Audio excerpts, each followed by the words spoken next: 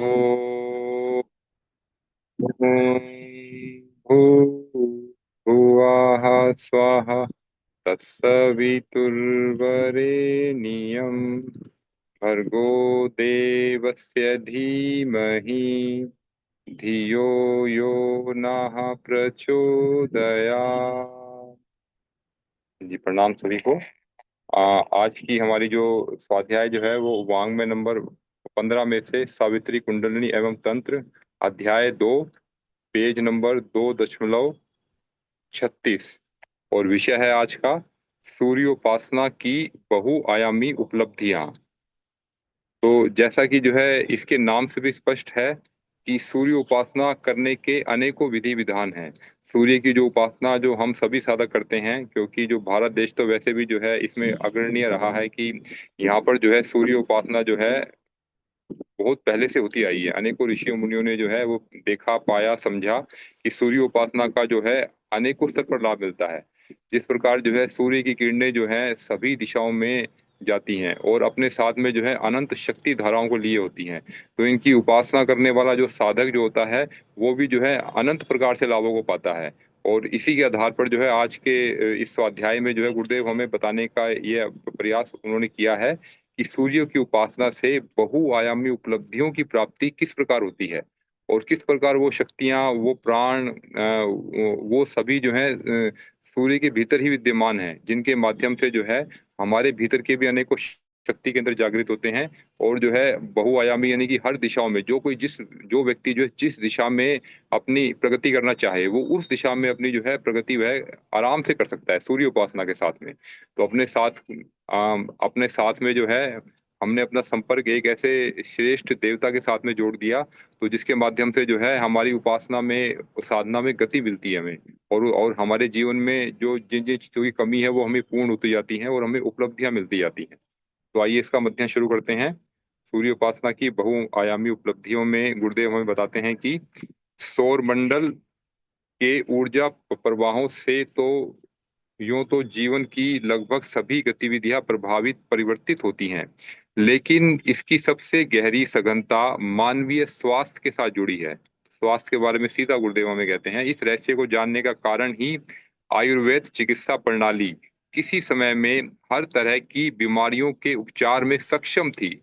आज जैसे असाध्य नाम के कोई रोग ही न थे। कितनी बड़ी बात बता रहे हैं, देखिए, न केवल रोग निवारण और स्वास्थ्य संवर्धन, वरण वृद्धावस्था में भी यौवन प्राप्त करने के कायाकल्प जैसे उपचारों का उल्लेख आयुर्वेद में मिलता है।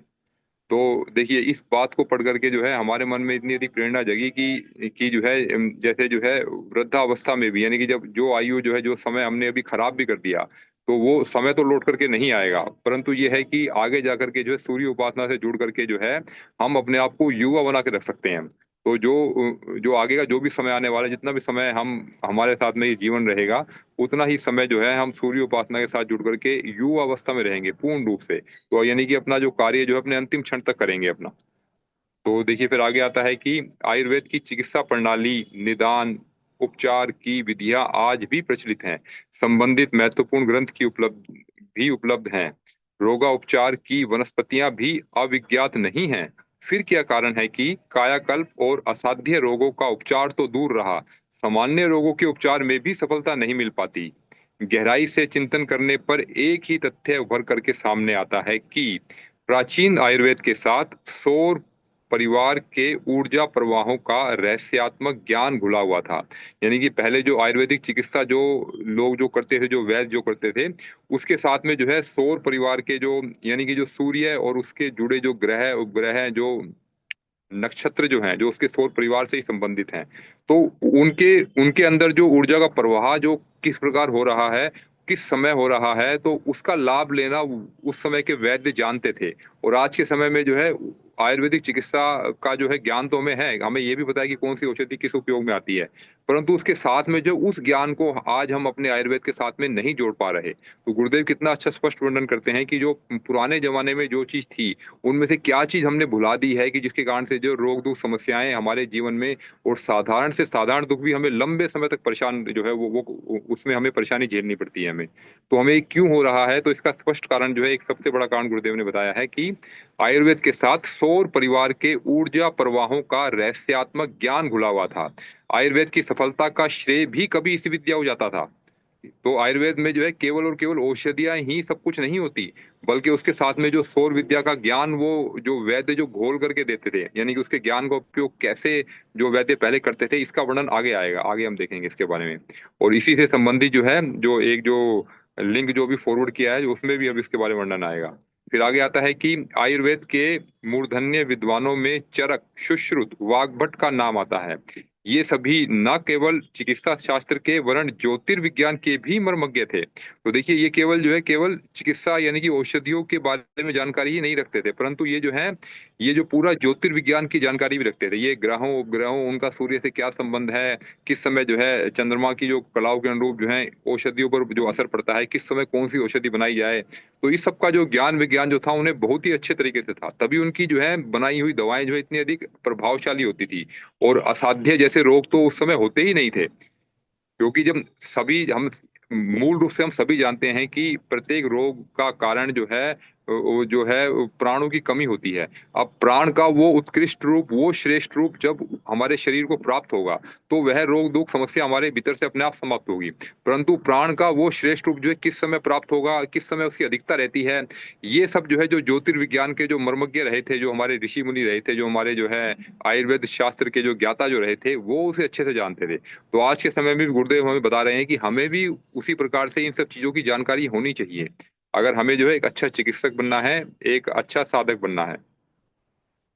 तो फिर आगे आता है कि किंवदंती तो यह भी थी कि चरक वनस्पतियों के संग्रह के लिए वनों एवं पहाड़ों पर जाते थे, तो जड़ी बूटियां स्वतः अपनी विशेषताओं और गुणों को उन्हें बता देती थी। तो कितनी अद्भुत बात है कि वो अपने जो है उस समय जो है उनका देखिए मनोमय कोश कितना अधिक जो है एक जागृत अवस्था में होगा, और विज्ञान में कोश की अवस्था क्या रही होगी, कि वो जो है जब सब में जब एक ही ब्रह्म को देख रहे थे, तो ये भी उनकी भाषा भी समझते थे कि जो है जो जड़ी बूटियां भी आपस में बात करती हैं, सभी तरह के जो जंगली जानवर पशु पक्षी भी आपस में बात करते हैं। हालांकि उनकी भाषा को हम समझ नहीं पाते, क्योंकि उनकी भाषा जो होती है वो बैखरी वाणी ना होकर के जो है मध्यमा या फिर पश्चंती या फिर परावाणी जो है, उस तरह भी वो सबकी जो है बातचीत होती रहती है उनकी।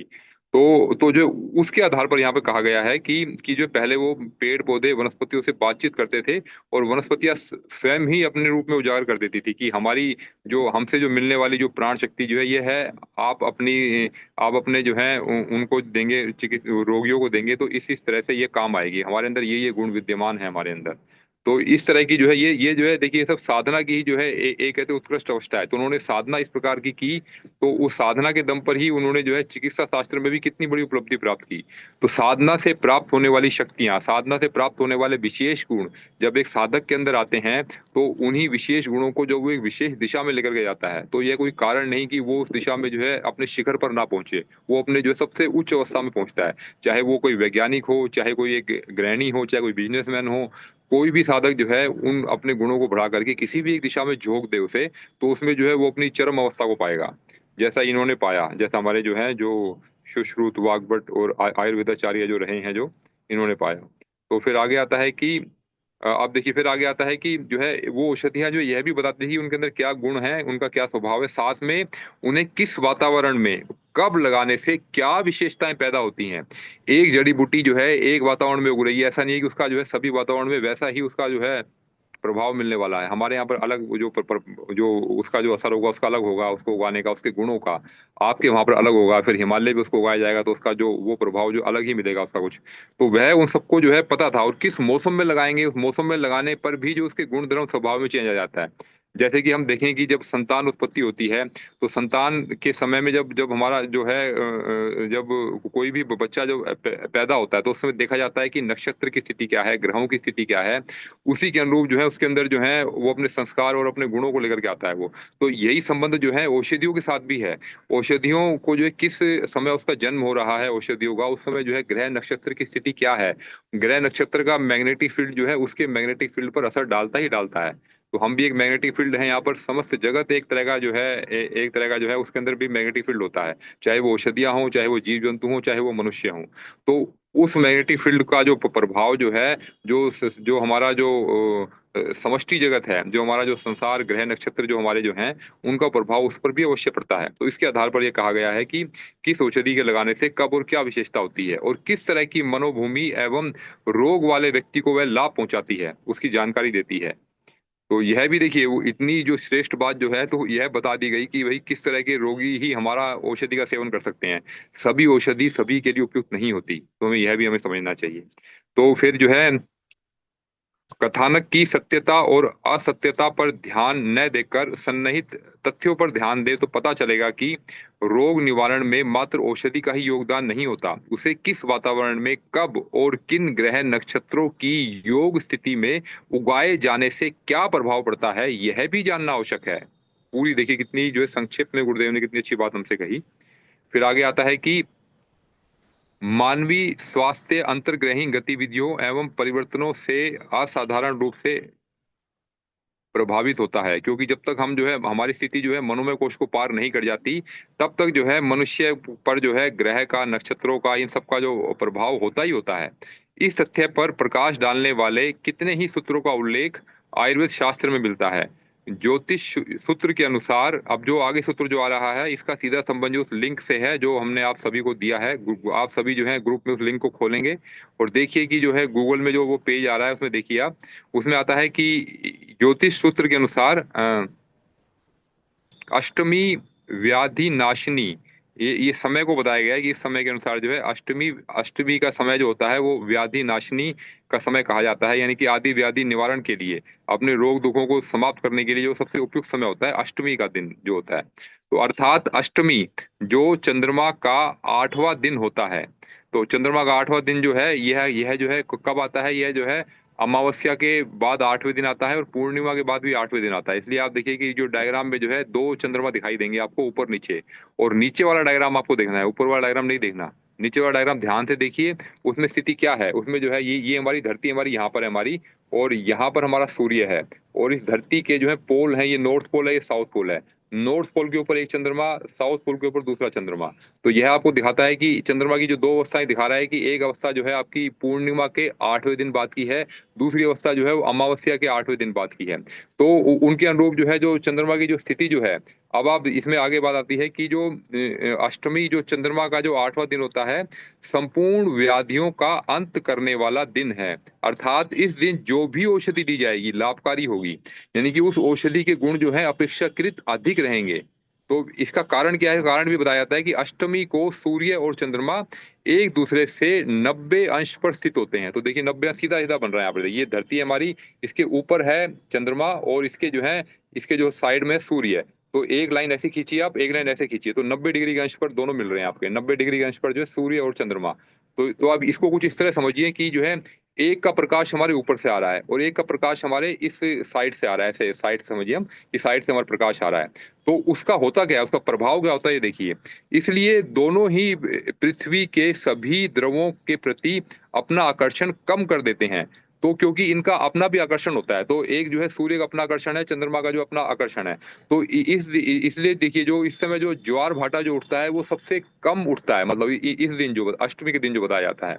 और जब जैसे पूर्णिमा होती है, चंद्रमा जब धरती के बिल्कुल करीब होता है, तो उस दिन जो है समुद्र में बड़ी बड़ी लहरें उठती हैं, बड़ा बड़ा ज्वार जो है उसका आकार बहुत बड़ा होता है उसका। तो क्योंकि उसमें जो है एक ही जो उसकी जो है वो रहती है, अधिकता रहती है उसकी शक्ति की। तो इसका जो गुरुत्वाकर्षण जो बल जो है, जो कि जो है सूर्य का भी है और चंद्रमा का भी है। तो इनका जो प्रभाव जो है, जब ये 90 डिग्री के अंश में स्थित होते हैं, एक यहाँ स्थित है, एक यहाँ स्थित है, और पृथ्वी हमारी यहाँ स्थित है हमारी। तो इसके अनुसार जो है, तो इन दोनों का जो प्रभाव जो हो रहा है, ये एक दूसरे को काट देता है। इसको हम एक अर्थों में और समझे हम कि ये प्रभाव एक दूसरे को कैसे काट रहा है। जैसे आप देखिए कि आपके सामने जो है ना एक हम तेज लाइट रखते हैं, बहुत तेज लाइट है उसकी, बहुत तेज लाइट, उसके सामने अगर हम बिल्कुल सामने हम देख रहे हैं, उसकी रोशनी सीधी हमारी आंखों पर पड़ रही है, तो उसका जो प्रभाव बहुत तेज लगेगा हमें। अब लाइट उतनी ही तेज है, परंतु अगर हम जो है दो बल्ब अगर हम यहाँ रख दें, मान लो एक तेज लाइट यहाँ रखें, एक तेज लाइट यहाँ रखें, तो उस लाइट का प्रभाव जो है सामने आने वाली लाइट के प्रभाव को काट देगा। तो काटने के कारण जो है उसका प्रभाव जो है वो हमारे ऊपर अधिक नहीं होगा, चंद्रमा का और सूर्य का प्रभाव हमारे हम अधिक नहीं होगा। जब हम लाइट के प्रभाव से इसे समझ सकते हैं कि लाइट का प्रभाव एक दूसरे को काट रहा है, तो इसी प्रकार जो है चंद्रमा और सूर्य का जो प्रभाव जो मनुष्य पर पड़ रहा है वो एक दूसरे को काट रहा है। तो जब जब ये प्रभाव काट रहा है, तो फिर अब जो दवाई का जो असर होगा, उसका जो प्रभाव जो होगा वो हम पर अधिक होगा। तो वो दवा जो है अष्टमी के दिन खाई जाए तो वो हम पर जो है अधिक असर डालेगी वही दवा। तो जैसे कि जो है चाहे वो दवा जो है ब्रह्मी हो, शंख पुष्पी हो, या अन्य कोई भी दवा हो, तो उस समय तो हमें विशेष रूप से उसका सेवन करना चाहिए हमें, जो ये समय बताया गया है यहाँ पर गुरुदेव ने जो बताया। तो देखिए, तो ये बताते हैं कि इसलिए दोनों ही पृथ्वी के सभी द्रवों के प्रति अपना आकर्षण कम कर देते हैं। मानव शरीर में विद्यमान रक्त और जल में भी सूर्य और चंद्र का अतिरिक्त आकर्षण कम हो जाने से इस अवधि में दी गई दवाएं अधिक प्रभावकारी सिद्ध होती हैं। कितना अच्छा गुरुदेव ने यहाँ बताया है, और इसका वैज्ञानिक रूप से विवेचन जो किया है जो गुरुदेव ने, और आज का विज्ञान भी इसको अच्छे से समझा रहा है हमें कि कैसे सूर्य चंद्रमा की स्थिति के कारण और कैसे इसका प्रभाव कम हो जाता है। तो हमने अन्य उदाहरण से भी इसे समझ सकते हैं हम। फिर आगे आता है कि वैश्विक ज्योतिष के अनुसार अनेक बीमारियां, विशेषतः चर्म रोग, पागलपन, मिर्गी, मानसिक विक्षिप्तता शुक्ल पक्ष में उग्र होती है। तो देखिए समय भी देखिए आपकी कि जब अगर ऐसा जब जो जिसको जो है मानसिक समस्या जिनको अधिक है, तो ये समस्याएं जो है विशेष रूप से जो है उनमें अधिक हो जाती हैं शुक्ल पक्ष में। शुक्ल पक्ष में यानी कि जो आपकी जो जब पूर्णिमा का समय जब आता है, पूर्णिमा के समय में जो है चंद्रमा का जो प्रभाव है वो वनस्पतियों पर और मनुष्यों पर दोनों पर अधिक रहता है। तो अधिक रहेगा तो और चंद्रमा जो है मन का देवता है, तो हमारा जो है मन भी अधिक चंचलता धारण किए रहेगा। तो जो किसी के अंदर रोग दुख समस्याएं थोड़ी कम है, तो उस समय वो उग्र रूप धारण कर लेती हैं वो। तो ये सारी समस्याएं यहाँ बताई गई हैं, मिर्गी, मानसिक विक्षिप्तता, पागलपन, चर्म रोग, तो ये सब चीजें जो है शुक्ल पक्ष में उग्र हो जाती हैं। क्यों होती है? क्योंकि चंद्रमा का जो प्रभाव उस समय अधिक होता है शुक्ल पक्ष में। आधुनिक चिकित्सा शास्त्र को इसकी कोई जानकारी नहीं है कि ऐसा क्यों होता है। ज्योतिष विज्ञान के अनुसार शुक्ल पक्ष में सूर्य और चंद्रमा आकाश में एक दूसरे के अधिक निकट होते हैं। तो अब आप देखिए ये कुछ कुछ इसी तरह ही है कि अगर एक लाइट सामने से आ रही है, सामने से वो लाइट तो हमें असर डाल ही रही है। अब सामने से मान लीजिए उसी उसी के बगल में से दो और लाइटें तेज तेज आने लगे, तो हम हमारा जो है हमें लगेगा कि पहले ही जो एक लाइट हमें परेशान कर रही थी और दूसरी लाइट भी हमें और परेशान कर रही है, तो उसका प्रभाव हम पर अधिक होगा, लाइट का प्रभाव अधिक होगा। तो यही स्थिति हमारी जो है इस समय हो जाती है। जो जो ये जो शुक्ल पक्ष की बात कर रहे हैं, तो चंद्रमा का भी सीधा प्रकाश हम तक आ रहा है, और अब सूर्य का प्रकाश भी सीधा इस तरह से आ रहा है हमारे ऊपर। तो जो है वो चीजें जो है वो चीजें आती हैं, तो वो समस्याएं पैदा हो जाती हैं फिर। तो फिर अब आगे आता है कि तो दोनों जो है आकाश में एक दूसरे के जो है करीब होते हैं। करीब होने का मतलब है कि वो अगल बगल में थोड़ा पास रहते हैं। यहाँ पर 90 डिग्री में तो काफी दूर है वो, और 180 डिग्री में सबसे अधिक दूरी पर होंगे वो।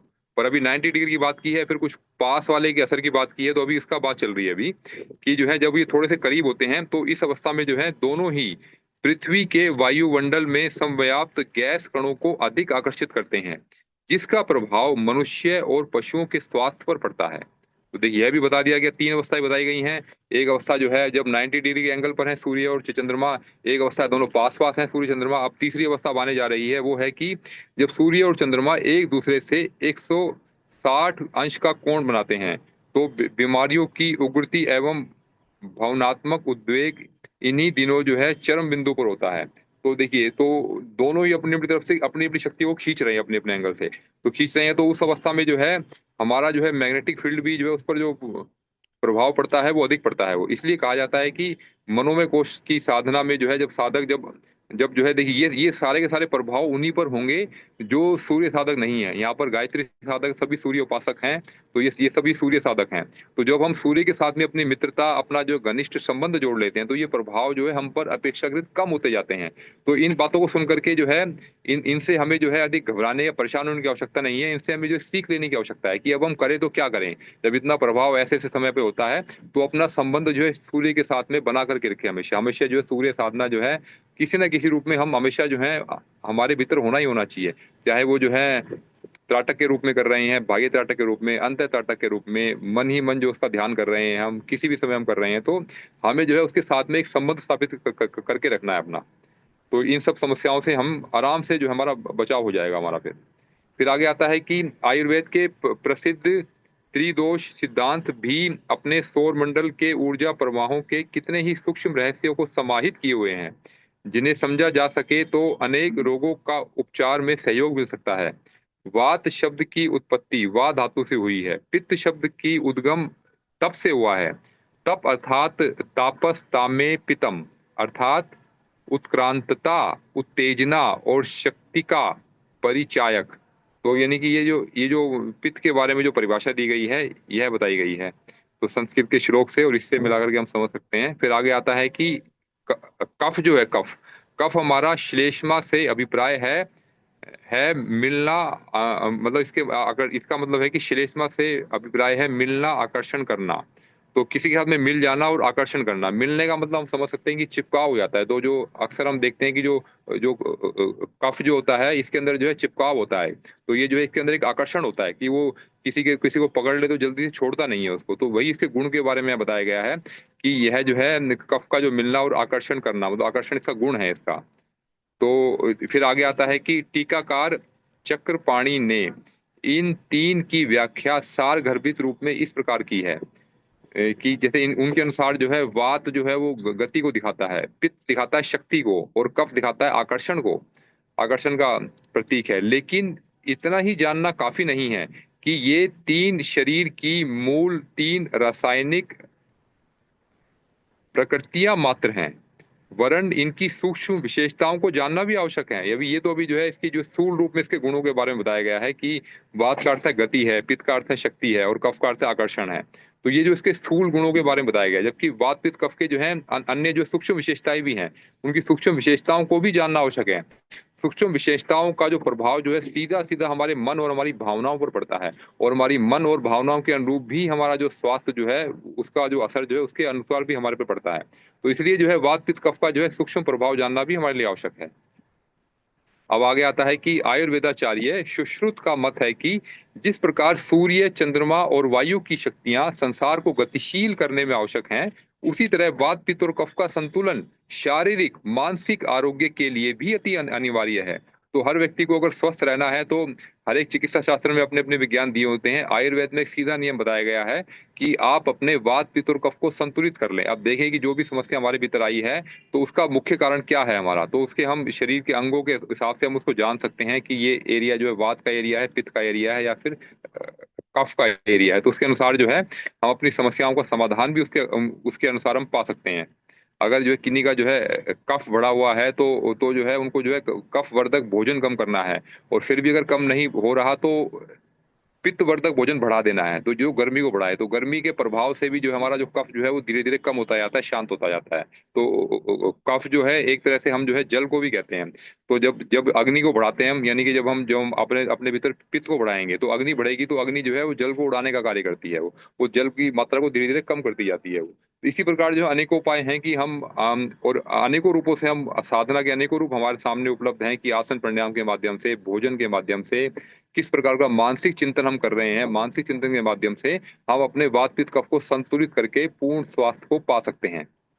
फिर आगे आता है कि तो इसी से ही देखिए रोग का निदान और उपचार भली भांति संभव है। अगर वात पित्त कफ को आपने नियंत्रण में कर लिया तो आपको अन्य किसी चिकित्सा शास्त्र के पास जाने की आवश्यकता नहीं है, अन्य कुछ पढ़ने की आवश्यकता नहीं है। तो हम अपने शरीर के वात पित्त कफ को जान लें, अपने वातावरण के वात पित्त कफ को जान लें, अपने मौसम के वात पित्त कफ को जान लें, जिस वातावरण में हम रह रहे हैं, रिवर के आसपास, माउंटेन पर, वहां का वात पित्त कफ कैसा है, तो उन सबको जान करके जो है उसके अनुरूप जब हम भोजन लेंगे तो हमें जो इन समस्याओं का समाधान हमें अपने आप मिलता जाएगा। फिर आता है कि ज्योतिर्विज्ञान के अनुसार जो है तारा पुंजों के तीन समुदाय हैं जिनका संबंध आयुर्वेद के त्रिदोष सिद्धांत से है। वे तीनों वात पित्त कफ की स्थिति को भी समय समय पर प्रभावित जो है वो करते रहते हैं। तो यहाँ पर जो बताया है कि जो है जो तारा जो पुंज है हमारे जो ज्योतिर्विज्ञान के अनुसार जो है ये भी हमारे वात पित्त कफ की स्थिति को संतुलित करते रहते हैं। तो इसी तरह ग्रहों का प्रभाव भी तीन ही धातुओं पर पड़ता है। उदाहरणार्थ सूर्य अधिकांश पित्त पर, चंद्रमा वात पर असर करता है, चंद्रकला की स्थिति और सूर्य की गतिविधि के कारण दोनों ही तत्वों में उतार चढ़ाव आते हैं। ज्योतिष शास्त्र का मत है कि चंद्रमा मन को, सूर्य आत्मा को, बुध चेतन तंतुओं को अपनी स्थिति से प्रभावित करते हैं। जिन जातकों में सूर्य और चंद्रमा आग्नेय राशियों के नक्षत्र में होते हैं, ऐसी स्थिति में शुष्क गर्म धूप वाली जलवायु में रहने वाले व्यक्तियों के चेतना तंतुओं में विशिष्ट प्रकार की विकृतियां आ जाती हैं। तो यह देखिए, यह जो है किसी वही बात है कि अपने वात पित्त कफ के अनुसार जो है हम अगर उसके विपरीत अगर हम रहेंगे, वातावरण में रहेंगे, तो ये विकृतियां आना जो है स्वाभाविक है। तो हमें अपना रहन सहन, अपना खान पान जो है अपने वात पित्त कफ को ध्यान में रखते हुए हमें करना ही करना चाहिए। ये इसके बारे में बता रहे हैं कि अगर हम ऐसा नहीं करते तो अनेकों विकृति आ जाती हैं, जिनके कारणों से आज चिकित्सा शास्त्री अपरिचित हैं। जिनके कारणों को, यानी कि इन कारणों को जो है आज का जो आधुनिक विज्ञान नहीं जानता, ना वो समझता है, ना उनके सूक्ष्म गुणों पर उनको चर्चा करने से उन्हें समझ में आता है, क्योंकि वो जो है अधिक जो है वो स्थूल रूप से जो है वो स्थूल शरीर की चिकित्सा में ही जो है वो अधिक उसी से ही वो मानता है कि इसी की चिकित्सा हमें करनी है। तो वो सूक्ष्म और कारण शरीर को और उन पर पड़ने वाले प्रभावों को वो कम हद तक समझ पाता है वो। तो जिससे कि आज के चिकित्सा शास्त्री अपरिचित हैं। फलस्वरूप उनको निदान और उपचार में सफलता नहीं मिल पाती, इसलिए वो कहते हैं कि ये रोग तो असाध्य है, कभी ठीक ही नहीं होगा, जिंदगी भर दवा खाते रहो आप। क्योंकि उन्हें उसका मूल कारण नहीं पता, उन्हें उनका सूक्ष्म गुण नहीं पता, उनका उनका जो है जब जब उसका कारण नहीं पता, सूक्ष्म नहीं पता उनको, तो वो कैसे उस रोग को, उस समस्या को जो है संपूर्ण रूप से अपने भीतर से निकाल सकते हैं। इसका जो है मूल तो हमें आयुर्वेद चिकित्सा में अच्छे से वर्णन मिलता है, और फिर हमें अध्यात्म में जो है उसके बारे में जो हमें जो अपने शरीर के बारे में अधिक ज्ञान मिलता है। तो फिर औषधियों के बारे में भी हमें जो ज्ञान जो है वो हमें कहते हैं अथर्ववेद के माध्यम से और अच्छे से मिलेगा इसके अंदर। और अथर्ववेद से ही जो है यह जो है आयुर्वेद निकला है। तो वेदों का अंश है तो अथर्ववेद से निकला है, इसलिए इसका नाम जो है जो आयुर्वेद पड़ा है। आयु को बढ़ाने वाला, आयु पर नियंत्रण करने वाला। तो फिर आगे आता है कि फलस्वरूप जो है जो चिकित्सा शास्त्री जो अपरिचित होते हैं, तो उनको जो है निदान और उपचार में सफलता नहीं मिल पाती। शरीर विज्ञान और चिकित्सा शास्त्र के जिन गूढ़ रहस्यों पर सौर मंडल के ऊर्जा प्रवाह असर डालते हैं, उसके विषय में विश्व में ढूंढ खोज आरंभ हो गई है। तो हालांकि कुछ लोग अभी इसको मानने लगे हैं, तो कुछ मनोचिकित्सक हैं कुछ जो कि इस दिशा में कार्य कर रहे हैं, कि वो देखना चाहते हैं कि ग्रहों के कारण जो है शरीर पर, मन पर क्या प्रभाव पड़ रहा है, और उसकी रोगी की स्थिति पर क्या प्रभाव पड़ रहा है। रोगी की रोग की उत्पत्ति और उपचार में शारीरिक और मानसिक स्थिति में अंतर्ग्रही परिस्थितियों का भी योगदान है। अब यह विश्व के ख्यातिनामा चिकित्सा शास्त्री अनुभव करने लगे हैं। डॉक्टर एडसन ने अपने अनेकों प्रयोगों के उपरांत यह निष्कर्ष निकाला है कि रक्तस्राव की अ, व्याधि होगी, शायद ये व्यासी लिखा है, तो व्याधि 82%, अच्छा ये है, हाँ, रक्तस्राव की 82% घटनाएं चांद के प्रथम और तीसरे सप्ताहों में घटित होती हैं। प्रोफेसर रिविज का मत है कि मानव शरीर में वैद्युतीय शक्ति की अधिकता पूर्णमासी की रात को होती है। तो देखिए, ये विशेष कुछ कुछ स्वभाव जो हैं मनुष्य के शरीर के स्वभाव बताए गए हैं। परिवर्तन मनुष्य की मनस्थिति और स्वभाव को विशुद्ध कर देते हैं। कभी कभी लगता है कि जो आज हमें तो कुछ कुछ भी अच्छा नहीं लगता, हमारे अंदर कुछ ऐसी घटनाएं घट रही होती हैं, तो ये जो है ग्रह और नक्षत्रों का सूक्ष्म प्रभाव भी हमारे शरीर पर पड़ता है। उसके अनुरूप भी जो है हमें उसको भी समझना चाहिए। कुछ लोग कहते हैं हमें समझ में नहीं आ रहा कि ऐसी घटना क्यों घट रही है। तो घटना घट रही है तो हमें देखना चाहिए कि किस ग्रह का, किस नक्षत्र का प्रभाव अधिक है। तो हमें उसके अनुरूप जो है अपनी साधना का स्वरूप हमें बदल देना चाहिए। हमें बदल करके हम जो है, जब हम उस देवता की साधना उपासना करते हैं, तो उसका प्रभाव जो है हम पर जो है वो कम होने लगता है। और उनको भी छोड़िए, अगर हम जो है सीधा ही हम सूर्य उपासना पे आ जाते हैं, तो हम सूर्य का ध्यान करने लगते हैं, तो उसी के ही प्रभाव में जो बाकी सभी देवता जो हैं उन्हीं के जो वो प्रभाव में रहते हैं, तो उनका प्रभाव भी जो है हम पर फिर सकारात्मक रूप से अच्छा पड़ने लगता है।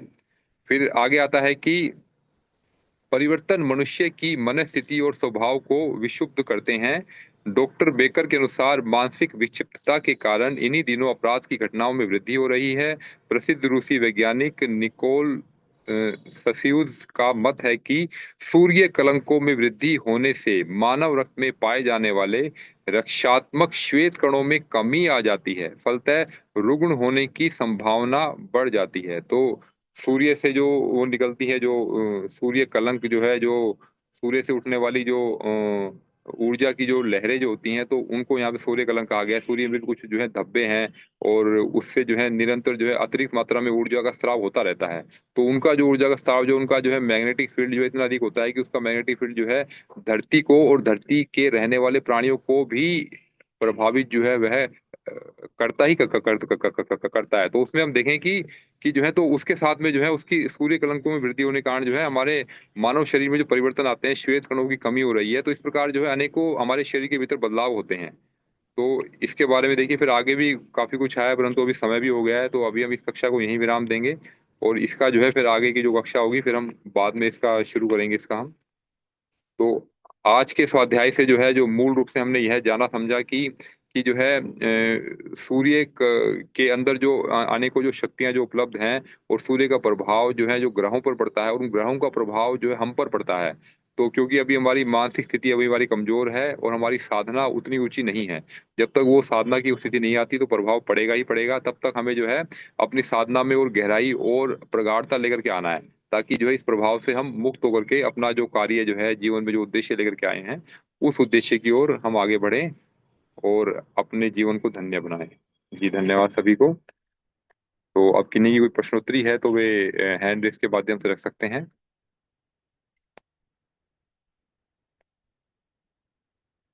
जी। जी विभा दीदी। जी भैया, बहुत धन्यवाद। लास्ट में बहुत अच्छा लगा। अच्छा, इस पे थोड़ा सा हमें जानना है, क्वेश्चन है हमारा। दोनों तरफ से जब प्रकाश आती है, जैसे आप अभी बताए ना कि दोनों तरफ से प्रकाश आती है, तो उस हम्म। समय कैसे एकाग्रता करना चाहिए? क्योंकि दोनों तरफ से जब लाइट आ रही है, तो उस समय क्या करना चाहिए? देखिए मतलब ये लैंप, उदाहरण दीजिए। हम्म। जैसे लैंप की लाइट आप बताए ना भैया, तो हम्म। एक होती है जो हमारे अस्तूल में हम अभी जो देख रहे हैं, और हम्म। दो पहलू हर एक चीज का है। तो दोनों तरफ से जब लाइट आती है, तो उस समय क्या करना चाहिए? दीदी ये उदाहरण जो है उसके लिए दिया गया था, समझने के लिए कि जब सूर्य और चंद्रमा जो हैं, अगर जो है दोनों का प्रभाव हमसे सामने से आएगा, तो उनका जो प्रभाव जो है वो दोनों में जुड़ जाएगा। मतलब दोनों का प्रभाव एक साथ होकर के जो है, और धरती को और धरती के जीवों को जो है प्रभावित अधिक करेगा। और ऐसे ही जब एक लाइट जो है सामने से आ रही है, दूसरी लाइट भी सामने से आ रही है, दोनों सामने से तेज लाइट आ रही हैं, तो उन तेज लाइट का प्रभाव भी जो है मनुष्य के शरीर पर अधिक पड़ेगा।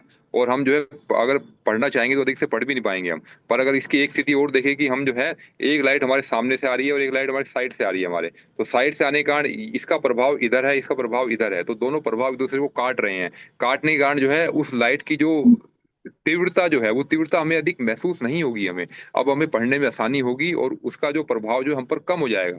इसी प्रकार अब ये स्थिति आ रही है सूर्य और चंद्रमा की। सूर्य और चंद्रमा जो है वो अपने कारण भी जो है मनुष्य के शरीर पर जो है असर डाल रहे हैं, प्रभाव डाल रहे हैं। जब इनका प्रभाव अधिक है, तो औषधियों का प्रभाव जो है वो थोड़ा कम रहता है। परंतु जब सूर्य की स्थिति यहाँ पर है, सूर्य अगर मेरे यहाँ पर मौजूद है और चंद्रमा सामने है, तो दोनों 90 डिग्री के एंगल पर हैं। तो अब सूर्य और चंद्रमा का जो प्रभाव जो है मनुष्य के शरीर पर कम है, तो जब मनुष्य के शरीर पर इसका प्रभाव कम है, तो अब ऐसी अवस्था में औषधि का प्रभाव अपने आप ही अधिक हो जाएगा। जब जब देखिए ना, जब जब कोई किसी को खींच रहा होता है, जब खींच रहा है, तो कि जो है जब उसको हर दिशा में तेजी से खींचा जाए उसको, तो जो है उसको जो है उसका जो असर जो है वो प्रभाव जो उसको अधिक लगेगा उसको। परंतु जब एक संतुलित कर दिया जाए उनको, तो फिर जो है जब उसका प्रभाव कम हो जाए, दूसरे का प्रभाव कम हो जाए, तो तीसरे का जो प्रभाव जो है वो फिर अपना जो पूरा गुण, जो जो दवा में जो पूरा गुण रहता है, वो पूरा गुण और उसका जो जो लाभ जो है वो दवा का अधिक मिलेगा। जब समय आता है, जब एक समय जो बताया गया है कि जब पूर्णिमा से जब 8वां दिन आता है, या अमावस्या के 8वां दिन आता है, जो उस समय की बात बताई गई है कि सूर्य चंद्रमा की स्थिति ऐसी होती है, तो उसका प्रभाव जो है औषधि का प्रभाव हम पर अधिक अच्छे से अधिक गहराई से पड़ता है। क्योंकि सूर्य और चंद्रमा का प्रभाव हम पर कम हो गया है, इसलिए बस इसके लिए उदाहरण देके बताया गया दीदी। तो नक्षत्र वाले के लिए क्या करना चाहिए भैया? क्योंकि आज बहुत सुंदर सब्जेक्ट है, इसलिए पूछ रहे हैं। जी। तो हमारा शरीर भी, क्योंकि जब सभी जो नक्षत्र हैं ये भी जो हैं, ये भी डाइपोल हैं, इनके अंदर भी जो जो नॉर्थ पोल है, साउथ पोल है, सूर्य के भीतर भी नॉर्थ पोल साउथ पोल है, सभी ग्रहों के भीतर भी नॉर्थ पोल साउथ पोल है, और प्रत्येक जीवों के अंदर भी नॉर्थ और साउथ पोल है। तो सभी जो डाइपोल जो होता है, तो डाइपोल का एक मैग्नेट का दूसरे मैग्नेट पर जो है असर होता ही होता है। परंतु क्या हो कि अगर एक मैग्नेट अपने आप को जो है और शक्तिशाली बना ले, तो ये मनुष्य के भीतर का जो है गुण है कि वो चाहे तो अपने मैग्नेटिज्म को साधना के दम पर कितना भी अधिक बढ़ा सकता है वो। तो उसका मैग्नेटिज्म जब अधिक होगा, तो जब अब क्या होगा कि वो वस्तुओं को अपनी ओर खींचेगा, उसको कोई वस्तु नहीं खींच पाएगी अपनी ओर। जब दो मैग्नेट जब पास आते हैं, तो देखिए एक छोटा मैग्नेट एक बड़ा मैग्नेट है, दोनों पास आएंगे, तो बड़ा मैग्नेट जो है छोटे की तरफ नहीं आता, छोटा मैग्नेट अपने आप ही उसके पास जाकर के उसमें जो है समा जाता है, उसके अंदर उसको साथ में वो जो है चिपक जाता है। तो जिस मैग्नेट का प्रभाव अधिक होगा वो उसे खींचेगा। अभी अगर जो है हम एक मैग्नेट हैं, हमारा प्रभाव अगर कम है, तो हमें जो है जो ग्रह हैं, नक्षत्र हैं, जो ये हमें अपनी तरफ खींचेंगे। यानी खींचने का अर्थ है कि इनका प्रभाव हम पर अधिक रहेगा। जब इनमें इनके अंदर बदलाव होगा, तो हमारे अंदर भी बदलाव होगा, हमारे अंदर हार्मोन्स का बदलाव आएगा, हमें भी जो रोग दुख समस्याएं बढ़ जाएंगी हमारे अंदर। पर अगर हम अपने आप को इतना स्ट्रॉन्ग मैग्नेट बना लेंगे, तो हमें फिर रोग दुख समस्याएं कहाँ होने वाली हैं, क्योंकि हमारा मैग्नेटिज्म अधिक है, हमारी मैग्नेटिक पावर अधिक है, हमारी जो है इम्यूनिटी बढ़ जाती है, हमारी हमारी प्राण शक्ति बढ़ी हुई है। तो मैग्नेटिज्म का बढ़ना सीधा सीधा आपकी बढ़ी हुई प्राण शक्ति को दिखाता है कि अब जब आपकी प्राण शक्ति बढ़ गई है, तो अब वो उसका प्रभाव तो उतना ही है, वो तो ग्रह तो है अपना जितना प्रभाव है तो उतना ही है वो तो। पर आपने अपनी शक्ति को बढ़ा लिया, तो उसके प्रभाव को आपने काट दिया। अब वो चाह करके भी आपको जो है प्रभाव नहीं डाल सकता। तो इसलिए हम सूर्य की साधना, सूर्य की उपासना इसलिए की जाती है कि हम सूर्य के साथ जुड़ करके जो है इन ग्रहों नक्षत्रों के प्रभाव को काटें, और साधना के दम पर जो है अपनी शक्ति को, अपनी क्षमता को बढ़ाएं। और सूर्य से भी ऊपर जो है फिर जो है बिंदु साधना पे हम आते हैं कि सूर्य की, हम वास्तव में सूर्य की साधना नहीं कर रहे, हम उस आत्मा परमात्मा की साधना कर रहे हैं, उस सविता देवता की साधना कर रहे हैं। तो ऐसे उत्कृष्ट भाव के साथ में जब हम अपने साधना में हम आगे बढ़ेंगे, तो हम हमें जो है हमें वो सारे के सारे लाभ मिलना स्वाभाविक है, और उन सभी लाभों को हम पाएंगे, और इन नक्षत्रों ग्रहों के दोषों से, प्रभावों से पूर्णतया मुक्त हो जाएंगे। जी दीदी।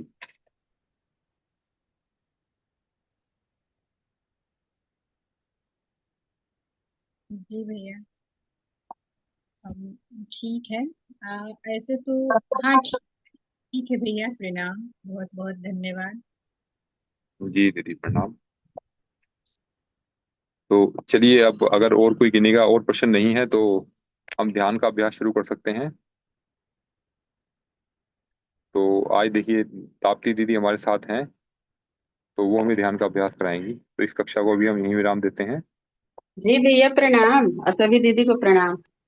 प्रणाम दीदी। भैया, जी जो सवाल हो रहा है वो भी सार संक्षेप में लिखा जाए, जो सवाल हुआ और उसका जवाब हुआ।